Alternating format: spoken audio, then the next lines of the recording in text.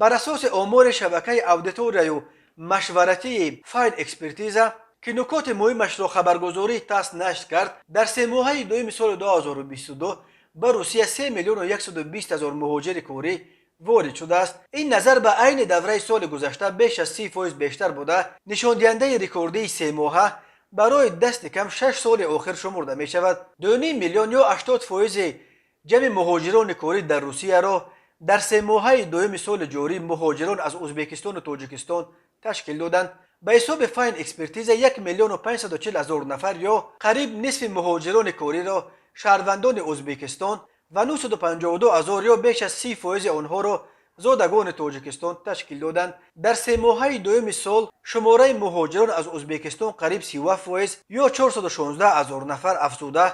شماره مهاجران تاجیک در روسیه در این دوره قریب 2 مرتبه یعنی 407 هزار نفر یا 74.6% بیشتر شده است. این آمار مقامات روسیه 3 مرتبه بیشتر از آمار رسمی مقامات تاجیکستان است که میگویند در نیمه اول سال 2022 همگی 322 هزار نفر از شهروندان این کشور برای کار به خارج رفتند. در مواد فاین اکسپرتیز گفته می شود که در 3 ماهه دوم سال 2022 در روسیه 4 میلیون و 160 هزار خارجی در اداره های مهاجرت محلی بود و باش خود ثبت نام کردند. از این شمار 3 میلیون و 120 هزار نفر یا 75% خارجیان هدف سفر خود را کار نشان دادند. این بلندترین نشان دهنده 3 ماه سال 2017 به این طرف است. در 3 ماهه دوم سال 2021 همگی 2 میلیون و 340 هزار نفر یعنی 780 هزار مهاجر کوری کمتر از سال جاری به روسیه مهاجر کوری آمده بود. در 3 ماهه اول سال 2022 باشد به روسیه الکی 2 میلیون و 760 هزار مهاجر کوری آمده بود. پرزیدنت شبکه فاین اکسپرتیز الینا تریبونکووا